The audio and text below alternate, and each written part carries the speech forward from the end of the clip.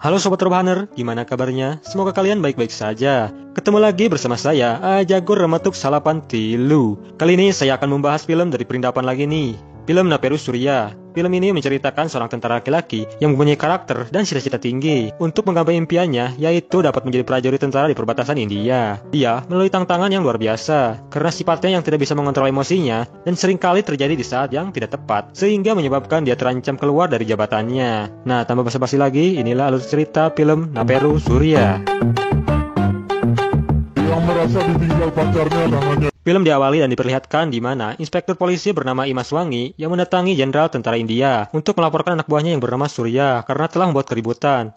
Scene lalu menunjukkan kronologi kejadiannya. Berawal dari polisi yang mendapat telepon untuk menangani keributan di sebuah klub malam. Pemilik klub berkata, baru kali ini aku melihat 1 orang melawan 10 orang. Lalu polisi bertanya, di mana orang itu? Ternyata Surya di dalam klub dan sedang minum bir. Surya dibawa ke kantor polisi untuk diinterogasi. Dia ditanya alasan mengapa dia memukul anak menteri. Dia menjawab, kalau dirinya marah makanya dia memukul. Lalu polisi bertanya lagi, apa yang membuatmu marah? Surya menjelaskan, saat dirinya di klub itu, dia melihat perempuan sok cantik yang tangannya tidak sengaja tersenggol seorang laki-laki. Laki-laki itu langsung minta maaf, tapi cewek itu malah menamparnya dan menyiramnya dengan air. Melihat itu, darah Surya mendidih, lalu menarik tangan wanita itu dan memaksanya meminta maaf. Dan ternyata wanita itu adalah pacar anak menteri. Anak menteri yang tidak terima itu langsung melabrak Surya. Tapi sayang, Surya segera memukul anak menteri itu, hingga muntah darah dan pingsan. Teman-teman dari anak menteri itu langsung membalasnya, tapi naas, mereka semua malah KO. Polisi bertanya lagi, hanya karena itu kamu memukul mereka?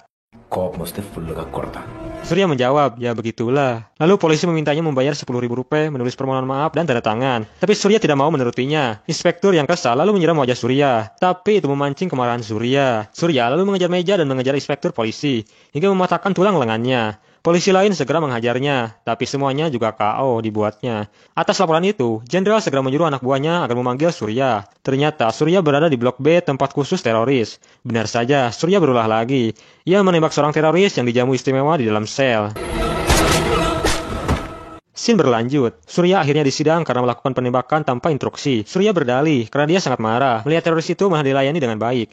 Jenderal sangat marah karena Surya tidak menghargai aturan korps. Dan jenderal pun berkata, begitu banyak medali dan penghormatan, tapi di sini hanya ada satu kebobrokan, dan itu kamu. Surya lalu dipecat oleh jenderal. Surya yang tidak diterima dirinya dipecat. Lalu dia mendobrak pintu. Dan aksinya itu membuat dirinya terkena hukuman yang sangat berat. Setelah menerima hukuman, dia menggigil kesakitan. Lalu pamannya Surya datang dan akan membawanya pergi. Tapi Surya tidak mau dan meminta pamannya untuk merayu jenderal agar tidak dipecat.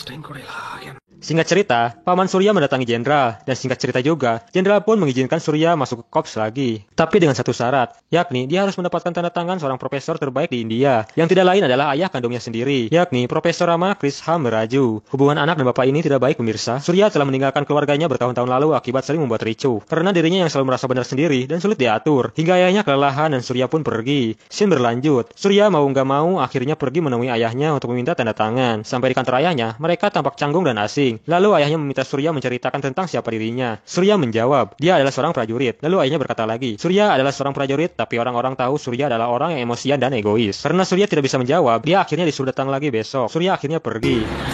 Dia tinggal bersama kawan barunya yang bernama Kishore dan sama-sama menunggu tanda tangan profesor.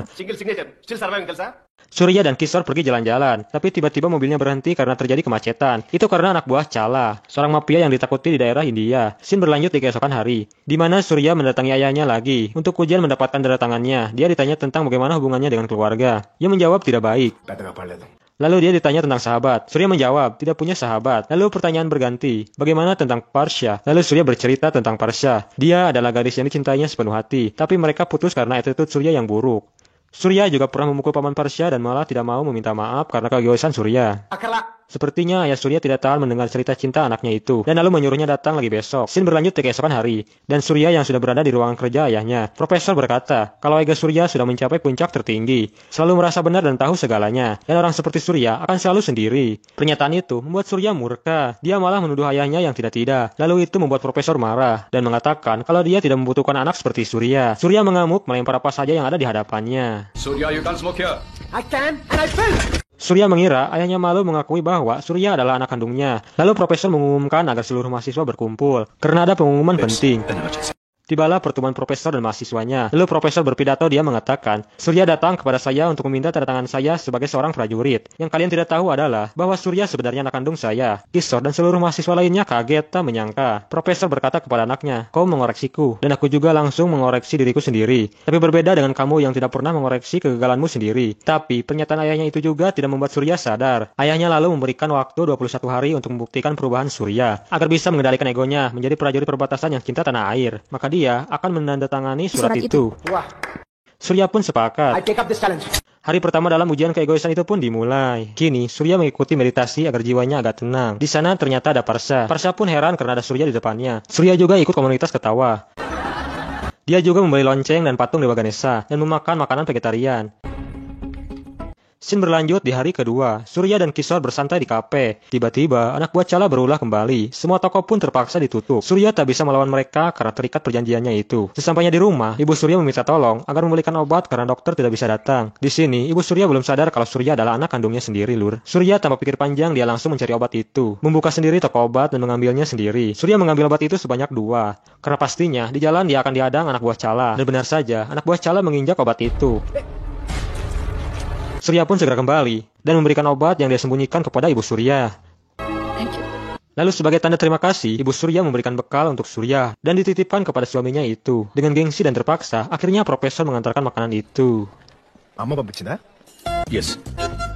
నీకే పంపించింది. Ternyata ya Surya diam-diam dia menulis buku tentang Surya, tentang semua kehidupan Surya jalani. Saat Surya dan Kisor hendak pulang, mobil mereka dihadang anak buah Chala. Kisor pun turun. Chala dan anak buahnya naik mobil Surya. Surya terpaksa mengantar Chala dan pengikut Chala karena mobil Chala sedang error. Surya lalu melihat kekejian Chala. Dia merampas hak-hak orang yang tak bersalah. Dia juga bahkan memaksa veteran Mustafa agar mau melepaskan tanahnya. Chala berdalih, jika Mustafa mau melepaskan tanahnya, maka kehidupan ekonominya akan membaik. Anak Mustafa yang bernama Anwar itu juga bisa bersekolah kedokteran. Tapi veteran itu menolak. Dia tidak akan melepaskan tanah penghargaan yang diberikan oleh negara untuk prajurit sepertinya. Veteran Mustafa berkata, apa yang telah aku korbankan, aku akan selalu mengingatnya saat aku menginjak tanahku ini. Maka tolong jangan memintaku menjualnya. Lalu Chala mengancam veteran itu. Chala berkata kalau aku mau, aku bisa lakukan apa saja. Tapi Mustafa memastikan tidak ada yang dapat merampas tanahnya, walaupun hanya segenggam. Ia lalu berkata lagi, sebelumnya aku pernah mempertaruhkan nyawaku demi negaraku ini. Jika rumahku dirampas, aku percaya negara akan mengembalikannya. Chala memberikan Mustafa waktu 4 hari agar mau melepaskan tanahnya. Dan lalu Chala pun pergi. Sesampainya Surya di rumah, dia curhat kepada Kisor. Surya merasa bersalah karena tidak melakukan apa-apa untuk para korban Chala.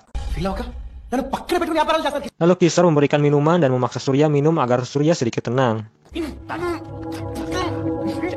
Scene berpindah keesokan harinya. Surya sudah bersiap-siap akan pergi ke rumah Parsha untuk meminta restu ayah Parsha. Tapi saat dia akan menghampiri mobilnya, anak buah Chala menunggunya di luar dan menukar mobilnya dengan sepeda motor. Karena Chala menyukai mobil Surya, Surya mengendalikan egonya dan pergi dengan motor itu. Dia mendatangi rumah Parsha dan disambut hangat oleh keluarganya. Ia juga meminta maaf kepada paman Parsha dan bersujud di kakinya, sehingga paman Parsha memeluk, mengampuni Surya dan merestui mereka berdua. Di jalan saat dia melihat keributan, dia juga hanya ikut-ikutan video kejadian itu. Dia juga menyokok polisi yang menilangnya. Scene lalu menunjukkan seorang veteran Mustafa yang mengadukan Chala, tapi tidak ditanggapi pihak kepolisian. Dia pergi ke kantor polisi lain dan penolakan kasusnya pun selalu terjadi.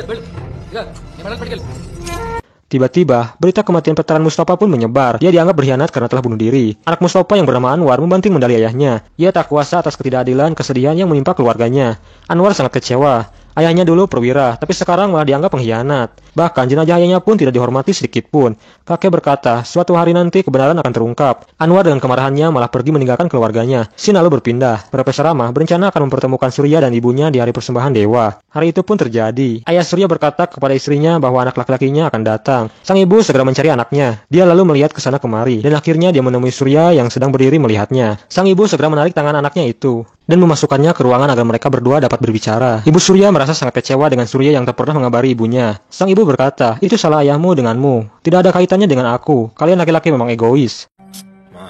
Tapi akhirnya Ibu Surya memeluk anaknya juga.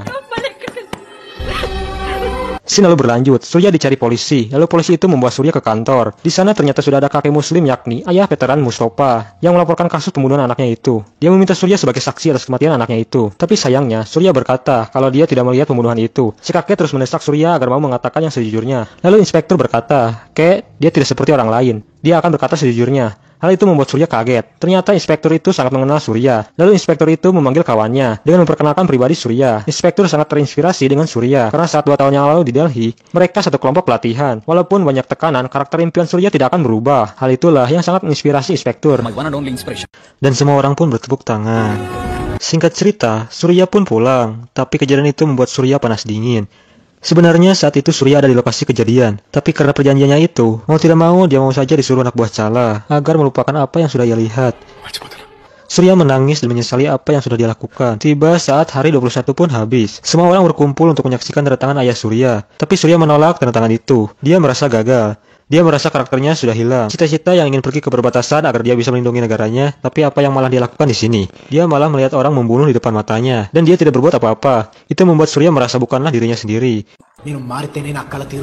Lalu Surya pergi ke rumah veteran Mustafa. Benar saja, di sana sedang terjadi penggusuran tanah. Bahkan anak perempuan Mustafa sedang digoda anak buah Chala. Surya mendatangi kakek dan meminta maaf karena kemarin telah berbohong. Surya lalu membuat habis anak buah Chala.